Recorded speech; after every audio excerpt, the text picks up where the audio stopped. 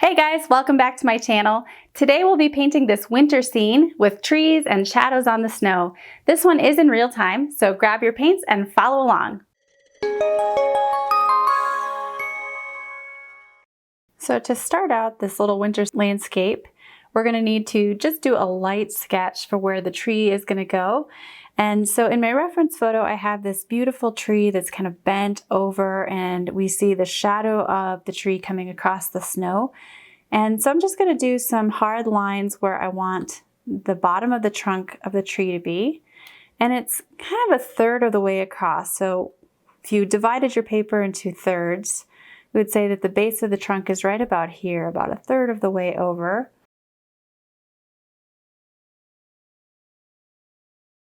And then swoops up a little bit. So there would be the bottom of the tree. And then I'm also going to draw where the snow ends on top of that tree trunk. And then maybe a very light line to show where the top of the tree is, and the snow is going to go across the top right there. And then there's another distinctive branch that comes out from that trunk. And you can make it kind of curvy and bumpy. It doesn't have to be perfect. In fact, in nature, you definitely don't see tree branches that are perfectly straight. So make it really bumpy and unique. And so there's our long branch coming out. And you can add a couple more branches if you want. Of course, you can do all this with the paint too. But this is just giving us an idea of particularly where we want to avoid painting over certain spots so that we have the effect of the white snow showing up on these branches.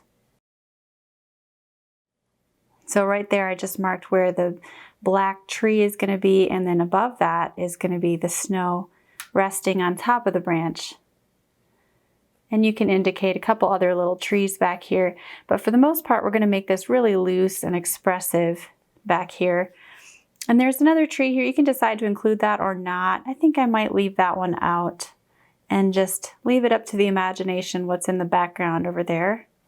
And then for the shadow of the tree trunk, I'm just going to put a couple of really light markings. I don't want it to be too dark, otherwise the pencil may show up underneath the paint. And that would kind of defeat the purpose of this. So I'm going to even erase a little of that because I don't want it to be too dark. So once you have enough information with your sketch to get started, we can begin painting. The colors I have in my palette today are lamp black. I might need to add a little more of that. I have manganese blue hue by M. Graham, and this is cobalt blue hue by Holbein. Then I have a couple little browns here. This is actually Tiger's Eye Genuine, and this is Raw Umber. And I might dip into those a little bit to mix with the black for our tree trunks. But for the most part, I'll be using these cool colors over here since this is a winter scene. And there's a lot of blue. So I have a brush here. This is a really special brush by Tracy Benson. He does these beautiful handmade bamboo handle brushes. And this one is really special. This is a silver fox bristle. So this is, the hair is actually from a silver fox. And it's all recyclable, renewable materials that he uses for these handmade brushes. I'll leave a link in the description below if you're curious about these. And so I'm going to be using that for most of my details, but to start off with the wet and wet technique, I need something a little bit larger. So I'm just going to grab a Princeton brush here. It's just a flat wash brush. I'm dipping it in my water and starting with clean water and painting all over the background. But I am going to avoid a couple areas. As I mentioned before, we want to give the effect of snow draping across the top of these branches. So I'm painting right up to where that snow is going to go. And then everything else filling in with water. We're going to do the background here first, and then we'll come into this lovely foreground. So just painting quickly right up to where the snow is going to be. And you can even paint in that tree trunk since it's going to be a dark color anyway. And then I'm switching to my smaller brush, so I have a nice glossy finish across the surface of the paper there. And I'm going to dip into my lamp black. I have a spray bottle here. It helps to wet the paints first by spraying them, just to get them flowing for you. And I'm going to actually dip into the tiger's eye here and mix some of that up with a little of the lamp black, so I have this brownish, blackish gray, very light in value. And we're going to drop that into the background and just let it blend and bloom.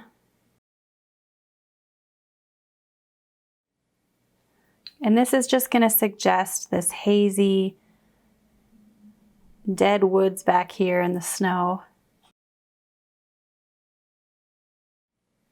Can go a little darker, maybe suggesting a dark clump of trees over on this side.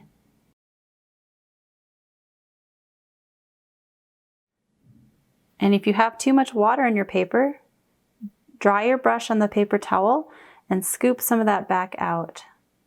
Remember, the more water you use, the less control you have over the paint. And then right above this branch, we'll drop in some of that mixture of the tiger's eye and the lamp black. My paper actually dried out really fast over here, so it's looking like wet and dry right now, and that's okay. You need to work quickly when you're using wet and wet, because if you live in a dry environment like I do in Colorado, your paper will dry out pretty quick. So you can see I'm not being real specific about my shapes here. I'm just filling in between the branches, loosely painting.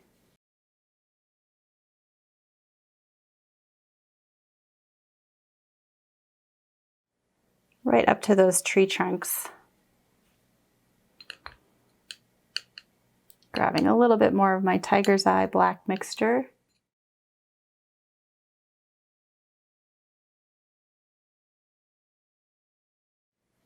And then painting some darker shapes, still very blurry and washed out and loose, right under our more specific tree trunks.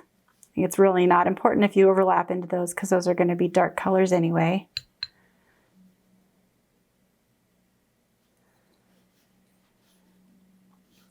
I just wanted to get some context, some background on the paper for when we do the rest of these, of this foreground, which the foreground is really going to be the star of the show in this painting.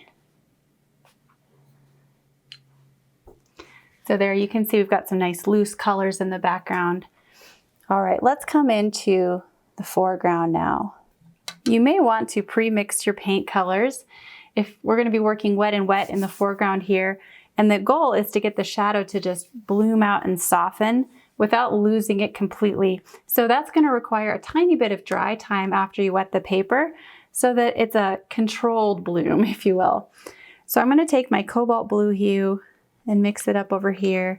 And I'm actually going to mix in a teeny bit of black and some of that manganese blue. So I just have kind of this cool combination of colors for the shadow.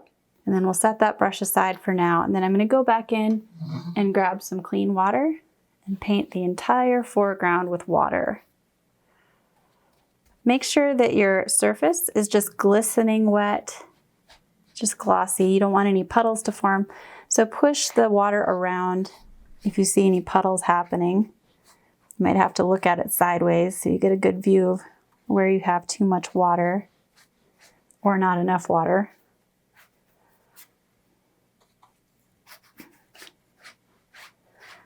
And then I'm going to let this dry for just a tiny bit.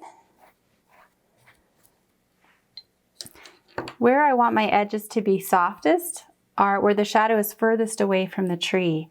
So if I want to, I can actually start painting the shadows over here. I'm going to go ahead and do that. And you'll see that they're going to instantly start blending out. And that's okay. I want these shadows to be really soft and diffused. Just want to encourage those to flow out.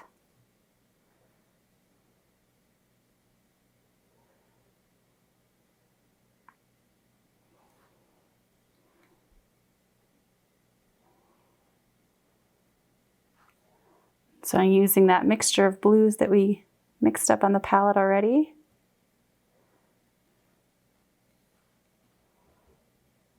Painting these little tree branch shadows crisscrossing on the snow.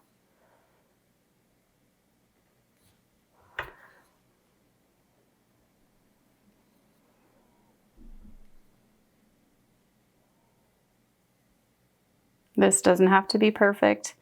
We're just going for a beautiful impression here. We want it to look really soft, diffused.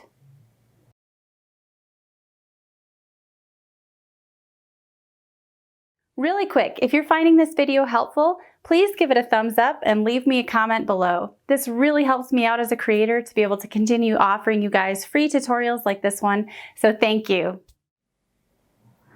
So as this area has started to dry a little bit more, we can come up there and it will be, hopefully, if we timed it right, a little bit tighter in the shadow shapes. So more of a wet on dry effect, but just enough of wet on the paper so that we do get a little bit of softening.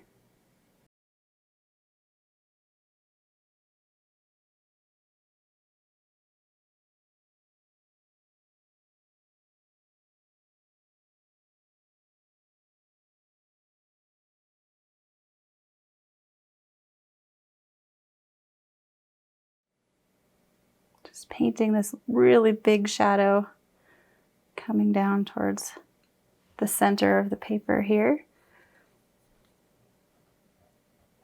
And I might let that dry even more. I think I want it to be a little tighter than that. But we can come across to this side and start adding some shadow shapes over here, using horizontal brush strokes suggesting the horizontal surface of the ground, of the snow. Now use this same blue mixture for the snow on top of the tree.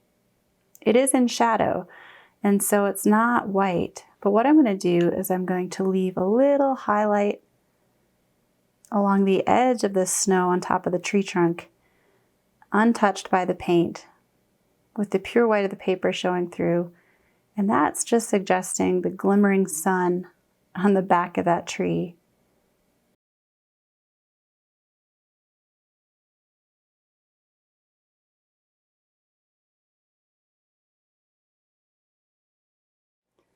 Going to connect this shadow shape into this one.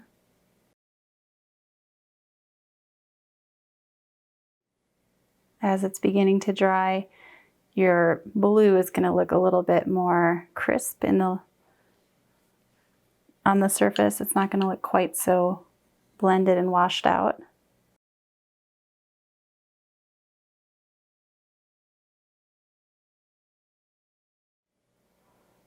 Again, make sure you don't have too much water on your brush, or you may end up with some unwanted blossoms.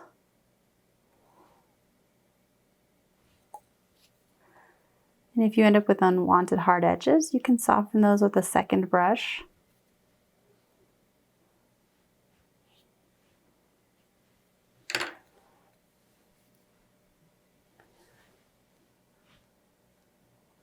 Going to connect one more shape across this way and give it some little branches coming out from it.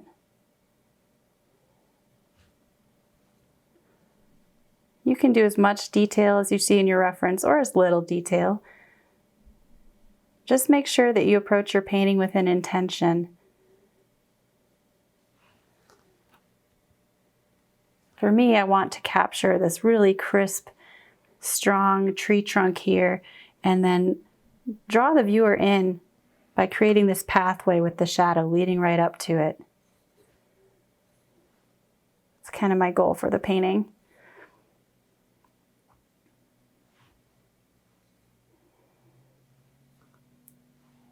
So all of these shapes that you create in the blue here should just connect one to another.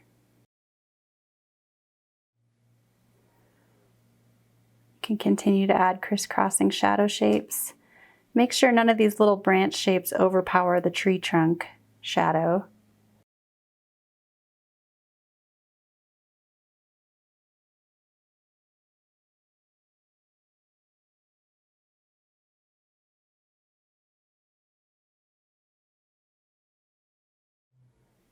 We'll add a little more detail here at the base of the tree trunk. Maybe some horizontal blue shapes back here. All right, so now I'm going to switch to my black. Mix in some water to get it flowing. And I'm going to paint the tree trunk.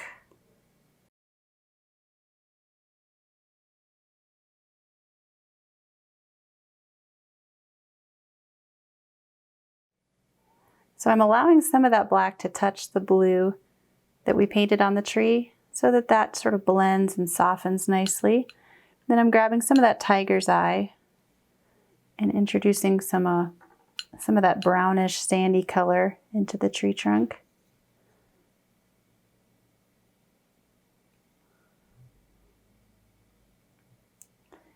Anything that's in the shadow needs to be darker than what you see in the light. So don't leave highlights there. And if it blends a little too much, you can remove some of that paint back out with a thirsty brush.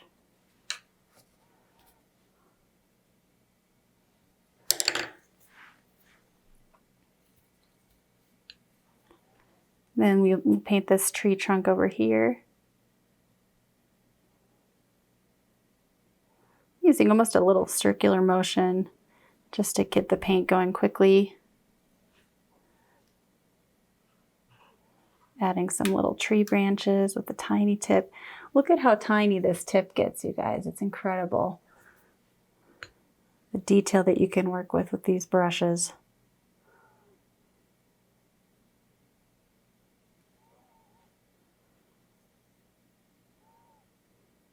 So I'm adding some scrubby little trees back here.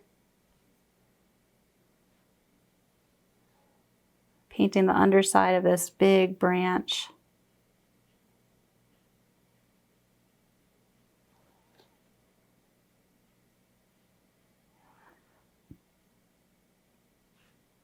And a background tree over here.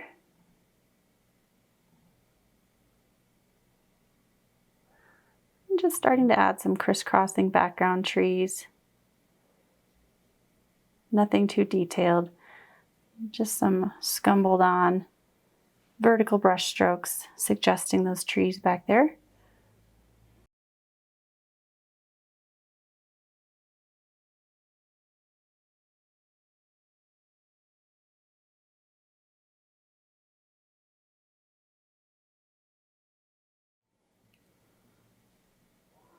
There's a couple little branches that are broken on the ground and stuck in the snow here. You can paint those in if you want to.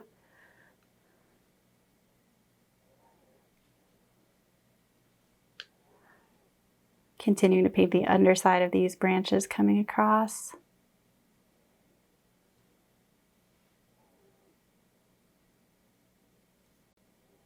Very loose brush strokes here. Using my black.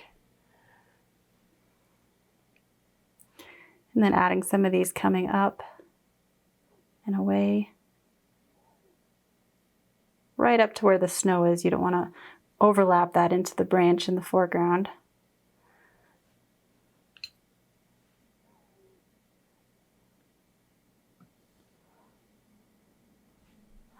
And I'm going to suggest that tree back there. Darken up a little bit in the background, just so the snow on this branch pops a little more.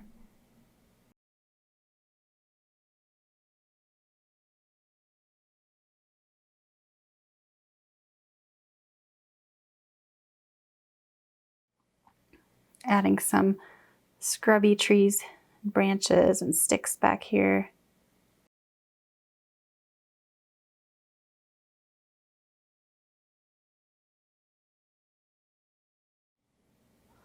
All the while trying to preserve the look of that snow on those branches. Now we need to introduce some blue into the snow on these branches here, so I'm rinsing my brush and grabbing what's left of my blue from painting those shadows. And I'm going to use that to paint the snow on the branch. Once again, just leaving a highlight along the top suggesting the sunlight on the very top of the snow.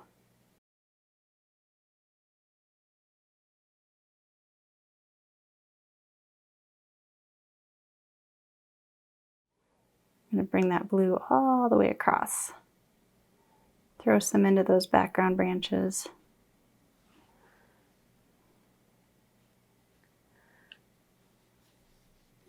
And then create a shadow shape under this tree with the blue. And using the dry brush effect, so just raking my brush across the dry paper with the blue. There we go. So feel free to go as dark as you want or as light as you want in the background.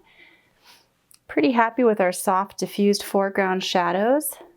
And I think we achieved the result of drawing the eye in towards the tree trunk.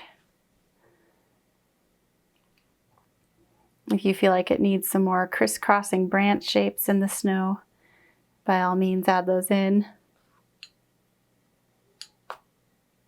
So there's our finished winter scene.